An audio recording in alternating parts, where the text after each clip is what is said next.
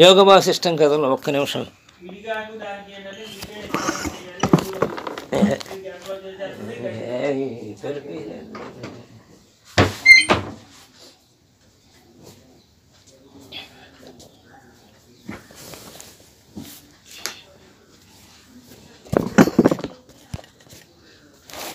యోగ వాసిష్టం కథల్లో ఈ రోజున రాముల వారికి వశిష్ఠుల వారు బంధమోక్షాల కల్పనను గురించి చెబుతున్నారు.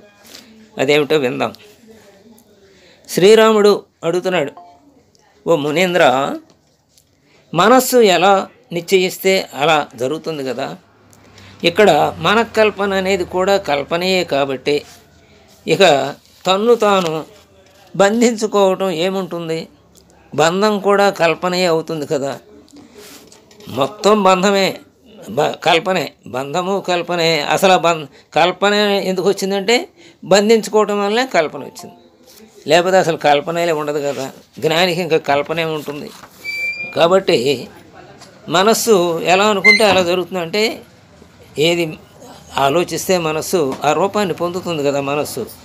కాబట్టి ఇది మన కల్పన కూడా ఒక కల్పనే, అందులో సందేహమే ఉంది. మరి అలాంటప్పుడు బంధం కూడా కల్పనే అవుతుంది కదా. ఇంకా అప్పుడు బంధం తనకి తాను బంధించుకోవడం అనేది ఎక్కడ ఉంటుంది? ఇంకా అప్పుడు అంతా కల్పన అయినప్పుడు అంటున్నాడు. అప్పుడు వశిష్ఠుల వారు చెప్తున్నారు, ఓ రామ, బంధాన్ని గురించి అజ్ఞానుల కల్పన కూడా మిథ్యే. అంటే నేను బంధింపబడ్డాను అని ఒక అజ్ఞాని అనుకున్నాడు. అంటే ఒక కష్టం వచ్చింది ఒక అజ్ఞానికి. ఓహో, ఈ కష్టం వలన నేను బాధపడుతున్నాను అనుకుంటాడు. అది కూడా అతని కల్పనే, అజ్ఞాని యొక్క కల్పనే అంటున్నాడు. అంటే ఆ కల్పన కూడా మిథ్యే. ఇక జ్ఞానుల దృష్టిలో మోక్షం కూడా మిథ్యే. అసలు జ్ఞాని అయిన వాడికి ఇంకా మోక్షం అనేది ఎక్కడుంటుంది? అసలు మోక్ష స్థితిలోనే ఉన్నాడు. ఇంకా మోక్షం కావాలనే ఇదే ఆలోచనే రాదు. అందుకనే ఆఖరికి మోక్ష సన్యాస యోగము అని మనం భగవద్గీతలో 18వ అధ్యాయంలో చదువుతాం కదా. మోక్షాన్ని కూడా సన్యసించడం అంటే మోక్షం అక్కర్లేదు అని అంటాం. అంటే ఈ 18 అధ్యాయాల పారాయణ తర్వాత దాన్ని ఆచరించిన తర్వాత అతను మోక్షస్థితిలోనే ఉంటాడు. ఇంకా మోక్షం కావాలని ఎక్కడ అనుకుంటాడు? అవసరం లేదు కదా. అందుకని మోక్ష సన్యాస యోగం అని వచ్చింది దానికి పేరు. అలాగే ఇక్కడ జ్ఞానుల దృష్టిలో మోక్షం కూడా ఒక మిథ్యే అవుతుందన్నమాట. ఇక బంధమోక్షాల గురించిన కల్పన తత్వవేత్తలకు లేదు. తత్వవేత్తలు అంటే పరిపూర్ణ జ్ఞానం పొందిన వాళ్ళకి అసలు బంధము లేదు, మోక్షము లేదు, రెండూ లేదు. ఈ కల్పనే లేదు వాళ్ళకి. ఎందుకంటే తన స్థితిలో తాను ఉంటాడు, తన స్వస్వరూపంలో తాను నిలబడి ఉంటాడు. ఇంక అంతే. అలాంటప్పుడు ఇంకా కల్పన ఎక్కడ ఉంటుంది? బంధము ఉండదు, మోక్షం ఉండదు. అది మనం సుషుప్తిలో అనుభవిస్తాం కదా ఆ జ్ఞానాన్ని. అక్కడ ఏ కారణము లేకుండానే మనం ఆనందాన్ని అనుభవిస్తున్నాం సుషుప్తి అవస్థలో. అలాంటప్పుడు ఏ కారణము లేకుండా ఉండటం అంటే అక్కడ తనలో తాను ఉండటమే, తనకన్నా వేరుగా అక్కడ ఏది ఉండకపోవటమే. అంటే ఆనంద స్వరూపుడే పరమాత్మ. చైతన్యం ఆనంద స్వరూపమే చైతన్యం. కాబట్టి బంధమోక్షాల గురించిన కల్ప తత్వవేత్తలకు ఉండదు. ఆ బంధమోక్ష కల్పన అజ్ఞానుల కొరకు చెప్పబడింది అన్నమాట. ఇక్కడ అర్థం చేసుకోవటం కోసం చెప్పబడిందే కల్పన. ఓ రామ, మాయ వల్లనే పరమాత్మలో నుండి మొట్టమొదట మనసు వచ్చింది. ఆ మనస్సు నుండే బంధమోక్షాల గురించిన కల్పన వచ్చింది. ఆ పెదప జగత్తు నిర్మాణం వచ్చింది. ఇవన్నీ క్రమంగా బాలకోపాఖ్యానంలో కలుగుతున్నాయి. బాలక ఉపాఖ్యానంలో చెప్పాడనమాట. ఇవన్నీ మళ్ళీ మాయ నుండి పరమాత్మ నుండి మాయ నుండి మనస్సు నుండి బంధమోక్షాల కల్పన, ఆ తర్వాత జగత్తు నిర్మాణం. ఇదంతా మళ్ళీ దీని గురించి బాలక ఉపాఖ్యానంలో చెబుతున్నారు అని చెప్పి అన్నాడు వశిష్ఠుల వారు. అయితే బాలక ఉపాఖ్యానం ఏంటో తెలిపండి స్వామి అంటూ రాముల వారు ప్రశ్నించారు, అడిగారు. సరే, వశిష్ఠుల వారు మొదలెట్టారు బాలకోపాఖ్యానాన్ని గురించి. ఓ రామ, మంచి చెడులు తెలుసుకోలేని బుద్ధి కలిగిన ఒక పిల్లవాడు ఒక మనోరంజకమైన కథను చెప్పమని తన దాదిని అడిగాడు. అంటే నానమ్మ లాంటి దాన్ని అడిగాడు దాది. ఓ రామ, అప్పుడు దాది ఆ బాలుని వినోదం కోసం మధురమైన మాటలతో ఈ విధంగా కథను చెప్పసాగింది. దాది చెబుతోంది ఆ బాలకుడికి, ఓ బాలక, ఒకానొక మహాశూన్య నగరంలో, శూన్య నగరం, ఇంకా నగరమే ఒక శూన్యంలో నగరం అంటే ఇదంతా శూన్యంలోనే ఈ బ్రహ్మాండాలు ఏర్పడినాయి కదా, అట్టగా శూన్యములో నగరం. మంచి సౌందర్యవంతులు, ధార్మికులు, వీరులు అయిన 3 రాజపుత్రులు ఉండేవారు. వారిలో 2 అసలు జన్మించనే లేదు, మరొకడు తల్లి గర్భంలో ఇంకా ప్రవేశించనే లేదు. కథంతా ఎంత కల్పనగా ఉందో చూడండి. లేదు అంటూనే 3 ఉన్నట్టుగా చెప్పారు. ఆ 3లో ఇంకా 2 అసలు జన్మించనే లేదు, ఇంకోటి తల్లి గర్భంలోనే ప్రవేశించలేదు అంటుంది. అంటే అంతా కల్పనే. దైవవశం చేత బంధువులందరూ మరణిస్తే వారు ఆ దుఃఖాన్ని తప్పించుకోవటానికి గాను ఆ అత్యంత శూన్య నగరాన్ని వదిలి మరొక నగరానికి బయలుదేరారు. వారందరూ అలా అంటే ఆ 3 అనమాట. ఇది శూన్య నగరంలో పుట్టినటువంటి 3 రాజపుత్రులు ఉన్నారు కదా, వాళ్ళు 2 పుట్టలేదు, ఇంకోటి ఒకటి గర్భంలోనే ప్రవేశించలేనటువంటి వాళ్ళు ఇంకా అప్పటికి. అంటే అంతా కల్పనే. అలా చెబుతుంది అది అలా మనవడికి. అందరూ బంధువులు అందరూ చచ్చిపోయారు కాబట్టి ఆ దుఃఖాన్ని తప్పించుకొని ఇంకో నగరానికి వెళ్ళారు. ఏది అత్యంత శూన్య నగరాన్ని వదిలి ఇంకో నగరానికి వెళ్ళారనమాట.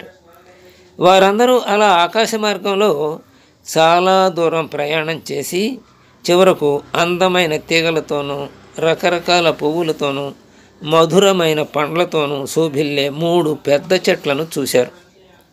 ఆ 3 వృక్షాలలో 2 అసలు మొలవనే లేదు, 3వ దానికి విత్తనమే లేదు.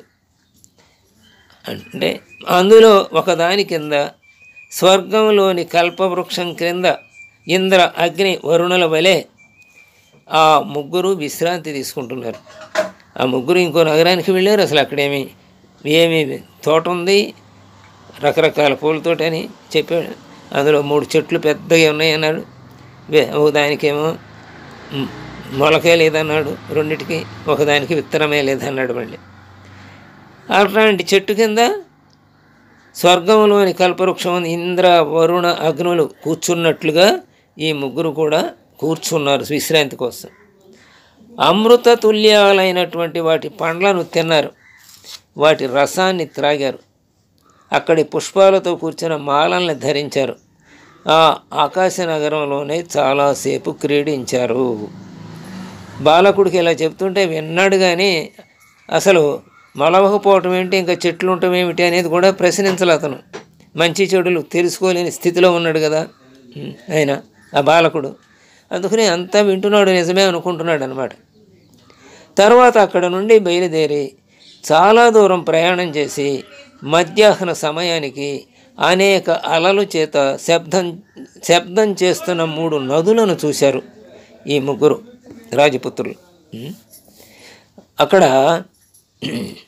చాలాసేపు అక్కడ 2 నీరు ఎండిపోయి ఉంది. 3 నదులను చూశారు, 2 నీరు లేదనమాట, ఎండిపోయింది. 3వదంటే అసలు ఎప్పుడూ నీరే ఉండదు. అంటే మిగతా 2 ఎండిపోయి ఉంటాయంటే ఇదివరకు ఉన్నాయన్నమాట నీరు. 3వదంటే అసలు ఎప్పుడూ నీరు ఉండదు. అలాంటి నదులు అవి. ఎండిపోయిన నదిలో ఎండతాపంతో ఈ పీడితులైన వారు 3 ఈ రాజపుత్రులు 3 బ్రహ్మ విష్ణు రుద్రుల్లాగా స్నానం చేశారు. చాలాసేపు అక్కడ జలక్రీడలు చేసి క్షీరంలాగా స్వచ్ఛమైన ఆ నీటిని త్రాగి ఆ రాజపుత్రులు 3 ఆనందించారు. ప్రతి వాక్యానికి మనకైతే సందేహం వస్తుంది, బాలుడు కదా వింటున్నాడు చక్కగా, అంతే. ఆ తర్వాత ఇంకా నీరే లేనప్పుడు జలక్రీడలు ఎక్కడ ఉంటాయి అక్కడ?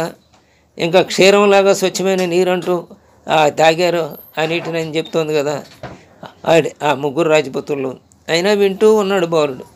అంటే మనం కూడా ఇలా అన్ని భ్రాంతులతో కూడుకున్నటువంటి సంసారంలో ప్రతిదీ నిజమే అనుకుని మనం ఎక్కడ వివేకంతో సంచరించక అజ్ఞానంతోనే ఉండి ఇవే నిజం అనుకుంటూ ఆ భ్రాంతి కథని అతను నిజమని ఎలా వింటున్నాడో బాలుడు, మనం కూడా ఈ సంసారంలో అలా మునిగి ఉన్నామన్నమాట. ఆ తర్వాత అక్కడ చక్కగా క్షీరంలాగా స్వచ్ఛమైన నీటిని తాగారు, రాజపుత్రులు ముగ్గురు ఆనందించారు అనుకున్నాం కదా. ఆ తర్వాత ఏం చేశారు, ఆకాశంలో తమ ప్రయాణాన్ని కొనసాగిస్తూ సూర్యాస్తమయ సమయానికి అప్పుడే నిర్మింపబడింది పర్వతంలాగా ఎత్తైన భవనాలతో శోభిల్లేది అయిన భవిష్యత్ నగరానికి చేరారు. అంటే మళ్ళీ పుట్టబోయే నగరానికంటే ముందు పుట్టబోయే నగరానికి చేరారు. అక్కడ సుమేరు పర్వత ఖండాలలాగా ఉన్న శ్రేష్టమైన భవనాలని 3 చూశారు. వాటిలో 2 ఇంకా నిర్మింపబడనే లేదు. 3వ దానికి అసలు గోడలే లేవు. బుద్ధిమంతులైన వారు అందులో గోడలు లేని ఆ ఉత్తమ భవనాన్ని ఎంచుకొని అందులో ప్రవేశించారు. ఒకచోట సుందర ముఖాలు కలిగిన ఆ ముగ్గురు విహరిస్తూ ఒకచోట 3 బంగారు పాత్రలను చూచారు. అందులో 2 ముక్కలుగా ఉన్నాయి. ఒకటి పూర్తిగా చూర్ణమైంది. మంచి బుద్ధి కలిగిన వారు అందులో పూర్తిగా చూర్ణమైపోయిన పాత్రను తీసుకొని అందులో 10 సేర్లు తక్కువగా 10 సేర్లు బియ్యాన్ని వండారు. అంటే అసలు బియ్యమే లేవు. 10 సేర్లు తక్కువగా 10 సేర్లు అంటే బియ్యమే లేవు కదా. అంటే అంతా కల్పనే. బాలకుడు చెప్పిన కథ అంతా కూడా కల్పనే. ఇతర ద్రవ్యాలతో సహా మంచి రుచికరమైన భోజనాన్ని సిద్ధం చేశారు. వారు అప్పుడు 3 బ్రాహ్మణులను భోజనానికి పిలిచారు. వారిలో 2కి దేహాలు లేవు, ఒకరికి నోరు లేదు. ఓ బాలక, ఆ నోరు లేని బ్రాహ్మణుడు ఒక్కడే ఆ 10 సేర్ల అన్నాన్ని చక్కగా తినేశాడు. ఇక మిగిలిన కాస్తను తక్కిన వారు తిని చాలా తృప్తి చెందారు. తరువాత 3 ఆ భవిష్య నగరంలోనే వేటకు పోయారు. అదేవిధంగా వారు ఎప్పటికీ ఆ నగరంలోనే విహరిస్తూ సంతోషంగా కాలం గడుపుతున్నారు అని దీది చెప్పి కథంతా, ఓ బాలక, నీకు చాలా చక్కని ఉత్తమమైన కథను చెప్పాను. దీన్ని నీవు గనక మరవకుండా హృదయంలో నిలబెట్టుకుంటే గొప్ప పండితుడువు కాగలుగుతావు అని చెప్పేసింది. అంటే ఇందులోని అంతరార్థం అంతా తెలుసుకుంటే వాడు జ్ఞాని అవుతాడనమాట. అలాంటి కథ చెప్పింది. ఆ కథలో అప్పుడు రాముల వారికి మళ్ళీ ఇలా కథ చెప్పింది కదా రామా అంటూ రాముల వారితోటి వశిష్ఠులు ఎలా అంటున్నారు, ఓ రామ, దాది చెప్పిన ఈ మనోహరమైన కథను విని బాలుడు చాలా ప్రసన్నుడయ్యాడు. బాలకాఖ్యానంలో చెప్పబడిన సంకల్పనలన్నీ ఆ బాలుడి చిత్తంలో దృఢపడి అవి నిజమేనని భ్రమ కలిగించినట్లుగా అవన్నీ పాపం తెలియగా మనమైతే ప్రతి వాక్యానికి ప్రశ్న వేస్తాం కదా అనుకున్నాం ఇందాకే. ఇప్పుడు ఆ బాలుడు కాబట్టి ఇవన్నీ నిజమైన దృఢమైన నమ్మాడు. ఈ సంసార రచన కూడా అంతే. అజ్ఞానుల హృదయంలో అలా దృఢపడి ఉందన్నమాట. ఇదంతా మనకి ఆ బాలుడికి అది అంతా ఎలా నిజమనిపించిందో మనం ఇప్పుడు ఈ సంసారంలో చరించేటువంటి ఈ జీవితం అంతా కూడా నిజమేనని మనం భ్రమించే ఇందులో మునిగి తేలుతున్నాం అన్నమాట. ఇలా ఈ జగత్తు కూడా కథలో చెప్పిన వస్తువుల వలె అంతా సంకల్ప మాత్రమే అవుతుంది. ఇప్పుడు కథ అంతా సంకల్పం, కల్పనే కదా. అలాగే జగత్తంతా కూడా ఆ కథలో చెప్పిన వస్తువులు ఎంత భ్రమతో కూడుకున్నవో సత్యం కానివో ఇది కూడా అంతే. కాన నీవు ఈ సంకల్పాలని నిస్సంకల్పాలుగా చేస్తే, అంటే ఈ సంసారంలో ఇప్పుడు మనం ఆలోచనలు, మన బుర్రలో ఉన్న ఆలోచన, మన మనస్సులో ఉన్న ఆలోచనలన్నీ కూడా అలాంటివే. వాటన్నిటినీ తీసేసామనుకో, ఆ సంకల్పాలన్నిటినీ, అప్పుడు సంకల్ప త్యాగం కనుక చేస్తే నిస్సంశయంగా శాంతిని పొందగలుగుతావు. త్యాగే నైకే అమృతత్వ మానసు అని మనం చెప్పుకుంటాం కదా. త్యాగము వలనే శాంతి లభిస్తుంది. ఏం త్యాగం చేయాలి ఇక్కడ? సంసార త్యాగం చేయాలి. సంసార త్యాగం అంటే సంసారంలో ఉన్నటువంటి, అంటే మన పిల్లల్ని, భార్య బిడ్డల్ని అందరినీ వదిలి వెళ్ళటం కాదు. మన కర్తవ్యాన్ని మనం నిర్వర్తిస్తూ మహానుభావుల వలె, మహారుషుల వలె మనం ఆ కర్తవ్య ఫలితాన్ని కోరకుండా కర్తవ్యాన్ని చెయ్యటమే కదా. అప్పుడే నిజంగా శాంతి ఉంటుంది. ఫలితం కోరి చేసామనుకోండి, ఆ ఫలితానికి భిన్నమైన ఫలితం అక్కడ వస్తే మనకు అశాంతే కదా. అలాగే ఆ ఫలితం ఇంకా బాగా వచ్చిందనుకోండి, అప్పుడు కూడా ఎల్లలు లేని ఆనందం వస్తే అది కూడా చేటే మనిషికి. అప్పుడు కూడా బీపీ పెరుగుతుంది, హృదయ నాడులు తెగవచ్చు కూడా. కాబట్టి సమస్థితి అంటే భ్రమ లేని స్థితే. చిత్తం అంటే శీతోష్ణ సుఖ దుఃఖేషు సమస్సంగ వివర్జిత, అంటే తుల్య నిందాస్తుతిర్మౌని సంతుష్టో ఏనకేన చిత్. అలా కాబట్టి ఈ చిత్తం నుంచి సంకల్పాలన్నిటినీ పంపించేస్తే మనం తప్పకుండా శాంతిని పొందుతాం. ఓ రామ, సముద్రంలో తరంగంలాగా ఈ చిత్తం బ్రహ్మ నుండి బయటకు వచ్చి క్రమంగా విశాల రూపాన్ని పొంది ఈ జగత్తంతా విస్తారమవుతోంది. అది ఒక్క నిమిషంలోనే అనేక బ్రహ్మాండాలను నిర్మిస్తుంది. అది బ్రహ్మ నుంచి వచ్చింది కాబట్టి అలాగే ఒక్క నిమిషంలోనే బ్రహ్మాండాలను ఇన్నిటినీ నిర్మిస్తుంది. అయితే మనకైతే ఎన్నో యుగాలు తీసుకుంటే కానీ మనం అంత చేయలేం. అప్పుడు కూడా మనం చేయలేం. తర్వాత మళ్ళీ ఈ బ్రహ్మాండాలనే నాశనం చేస్తుంది ఆ చిత్తం నుండి బయటకు వచ్చి. ఆ బ్రహ్మ నుండి వచ్చిన చిత్తమే అలా సంకల్పంతో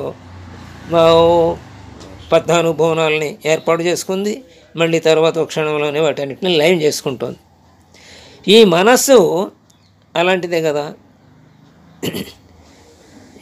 ఈ దృశ్యమానమైన జగత్తంతా ఎక్కడి నుంచి వస్తుంది? చిత్తం నుంచే పుట్టుకొస్తుంది. యద్భావం తద్భవతి. మనకు ఏ భావం ఉందో ఆ భావం అయిపోతున్నాం. ఆ భావానికి సంబంధించిన ఆకారాన్ని మనం పొందేస్తున్నాం. అదే మన మనస్సు పొందుతోంది.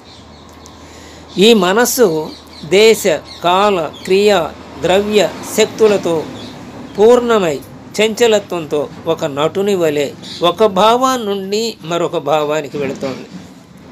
నటులు కూడా ఒక పాత్రే కాదు, అనేక రకాల పాత్రలు. మనం నాటకాల్లో చూసేవాళ్ళం, ఒకటో కృష్ణుడు, రెండో కృష్ణుడు, మూడో కృష్ణుడు అని ఒకటే. అలాగే సినిమాల్లో ఒకే 4 పాత్రల్ని ఒకే నటుడు రామారావు గారు లాంటి వాళ్ళు, నాగేశ్వరరావు లాంటి గారు పోషించడం కూడా చూసాం. అలాగే ఇక్కడ నటుని వలె ఒక భావాన్ని నుండి మరొక భావానికి వెళ్ళిపోతుంది మన మనసు. ఈ మనసే సత్యాన్ని అసత్యంగాను అసత్యాన్ని సత్యంగాను చూపిస్తుంది. సత్యమైంది ఏది అంటే చైతన్యం, మన ఆత్మ. కానీ అసత్యమైంది ఏంటంటే ఈ జగత్తంతా. యదృశ్యం తన్నస్యం. ఈ కనపడే జగత్తంతా సత్యమని అనుకుంటున్నాం. వాస్తవానికి కనపడేదంతా నశించేదని మన పెద్దలు, మన గ్రంథాలు అన్నీ చెబుతున్నాయి.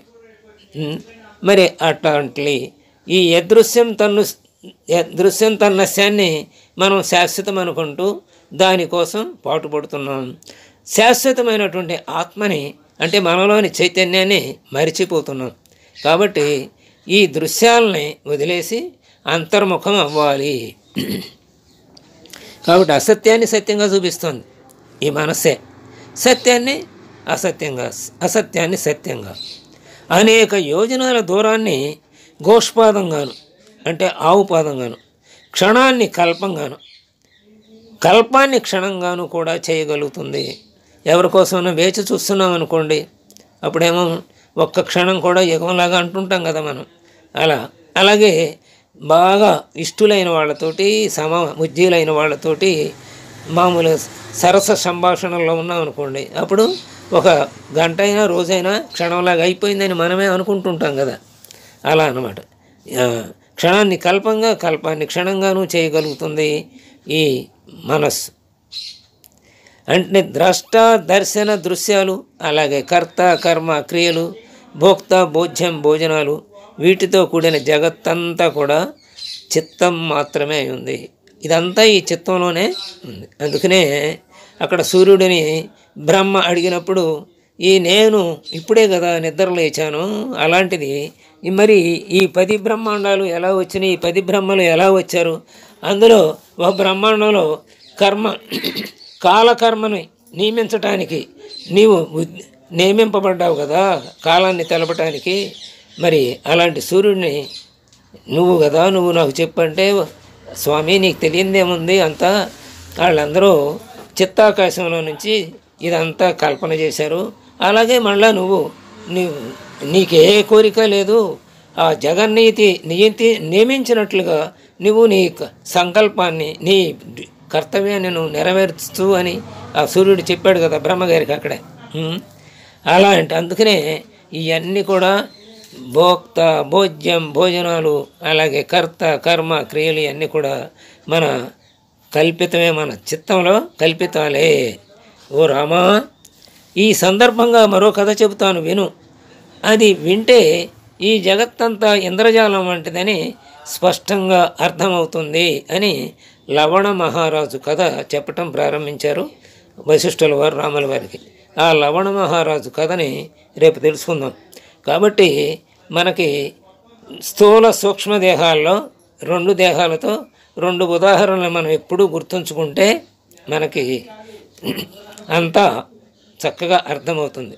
సూక్ష్మదేహంతో అంటే స్వప్నావస్థలో వచ్చిన కళ ఎంతో ఇది అంతే. ఇప్పుడు ఇది 100 ఏళ్ల కళ అని చెప్పుకుంటున్నాం కదా, ఈ 100 ఏళ్ల కళ కూడా అంతే. ఈ శరీరాన్ని నుంచి వదిలిన తర్వాత అప్పుడు తెలుస్తుంది ఇది నిజమైన కళ అని అనుభూతిలో వస్తుంది. అదే జ్ఞానికైతే ఇప్పుడే వస్తుంది ఈ దేహం ఉండగానే. అందుకనే వాళ్ళని జీవన్ముక్తులు అన్నారు. లేకపోతే స్వప్నావస్థలో ఈ జాగ్రత్త అవస్థలో ఉదాహరణ ఏమనుకుంటున్నాం మనం, రజ్జు సర్ప భ్రాంతి అనుకుంటున్నాం. అక్కడ ఉన్నది శాశ్వతంగా తాడే కానీ దాని మీద పాము లేదు. మనం అనుకున్నాం మన భ్రమ చేత. ఆ తర్వాత జ్ఞానం వచ్చింది, అక్కడ లైట్ వెళ్ళి తీసుకెళ్ళి చూసాం. ఆ తర్వాత అది అక్కడ పాము లేదని తెలిసింది. అంటే పాముని కల్పించుకుంది మన మనసే, పాము లేదనుకుంది మన మనసే జ్ఞానం కలిగిన తర్వాత. అది స్థూల జాగ్రత్త అవస్థలోని ఉదాహరణ. ఇక స్వప్నావస్థలోని ఉదాహరణ అంటే స్వప్నంలో ఎన్నో మనం కంటూ ఉంటాం స్వప్నాలు. మనం అక్కడే ఉండి మనకంటే వేరుగా మనమే అక్కడ అన్ని పాత్రల్లో పోషిస్తూ ఉంటాం, మనమే చూస్తుంటాం ఆ పాత్రలన్నిటినీ కూడా. అది స్వప్నం నుంచి బయటికి రాగానే అంటే మెలకు రాగానే ఇదంతా భ్రాంతి అని ఎలా తెలుస్తుంది? అలాగే మొత్తం ఇదంతా చిత్తంలోని కల్పనే, అంతకంటే ఏమీ లేదు అని చెప్పి రాముల వారికి చక్కగా వివరంగా వశిష్ఠుల వారు ఇవాళ బోధించారు. అలాగే దీనికి ఉదాహరణ మళ్ళీ రేపు లవణ మహారాజుని కథ చెప్పబోతున్నారు. అది రేపు విందాం. స్వస్తి.